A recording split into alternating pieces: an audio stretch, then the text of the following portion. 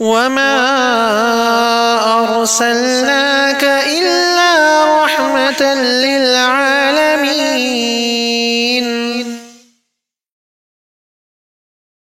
السلام علیکم ورحمۃ اللہ وبرکاتہ. الحمد للہ ولی الصابرین واشهد ان لا الہ الا اللہ وحدہ لا شریک لہ الہ الاولین والآخرین واشهد ان محمدا عبدہ ورسولہ امام المتقین صلی اللہ علیہ وعلی آلہ وصحبہ اجمعین. محترم ناظرین، آپ صلی اللہ علیہ وسلم کے چہرے پر، چہرے نبوت پر گلدستہ مسکراہٹ کا ایک اور واقعہ آپ کے سامنے لے کر حاضر ہوا ہوں. صحابی رسول ابو ہریرہ رضی اللہ تعالیٰ عنہ کی روایت ہے. امام بخاری رحمہ اللہ نے اپنی کتاب میں اس کو نقل کیا ہے. حدیث نمبر 1936 کہتے ہیں کہ ایک مرتبہ ہم آپ صلی اللہ علیہ وسلم کے پاس تشریف فرما تھے، بیٹھے ہوئے تھے. اچانک ایک صحابی نے آپ صلی اللہ علیہ وسلم کے پاس آ کر یہ کہا، اے اللہ کے رسول صلی اللہ علیہ وسلم، میں ہلاک ہو گیا، میں برباد ہو گیا. آپ صلی اللہ علیہ وسلم چونک گئے اور آپ صلی اللہ علیہ وسلم نے فرمایا کیا ہوا؟ تو انہوں نے بتایا کہ میں نے رمضان کے مہینے میں روزے کی حالت میں اپنی بیوی سے ہم بستری کر لی. تو آپ صلی اللہ علیہ وسلم نے ان سے پوچھا کہ کیا تم غلام آزاد کر سکتے ہو؟ تو انہوں نے کہا کہ نہیں. تو آپ صلی اللہ علیہ وسلم نے پوچھا کیا تم 2 مہینے مسلسل روزے رکھ سکتے ہو؟ تو انہوں نے فرمایا اس کی طاقت بھی مجھے نہیں ہے. تو آپ صلی اللہ علیہ وسلم نے کہا کیا تم 60 مسکینوں کو کھانا کھلا سکتے ہو؟ تو انہوں نے کہا نہیں اللہ کے رسول صلی اللہ علیہ وسلم. اسی حالت میں رہے، کچھ وقفہ گزرا، آپ صلی اللہ علیہ وسلم کے پاس کھجوروں کی ایک بڑی بوری لائی گئی، بڑی تعداد میں کھجور لائے گئے. آپ صلی اللہ علیہ وسلم نے آواز دی کہاں ہیں وہ سوال کرنے والے؟ تو صحابی حاضر ہوئے اور انہوں نے کہا اللہ کے رسول میں ہوں. تو آپ صلی اللہ علیہ وسلم نے کہا یہ کھجور لے جاؤ اور غریبوں میں صدقہ کر دو.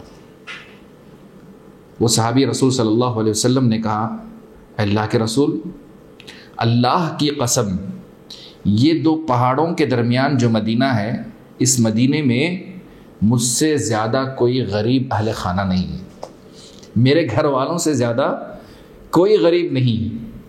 آپ صلی اللہ علیہ وسلم یہ بات سن کر مسکرائے نہیں آپ صلی اللہ علیہ وسلم نے، بلکہ ہنسی نکل گئی.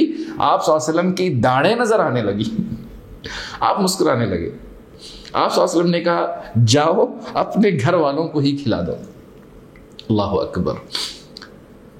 پہلی بات یہ ہے کہ یہ صحابی کون تھے؟ بعض شارحین نے ان کا نام نقل کرنے کی کوشش کی ہے. سلیمان یا سلمۃ بن صخر البیاضی رضی اللہ عنہ، یہ صحابی کا نام ذکر کیا گیا.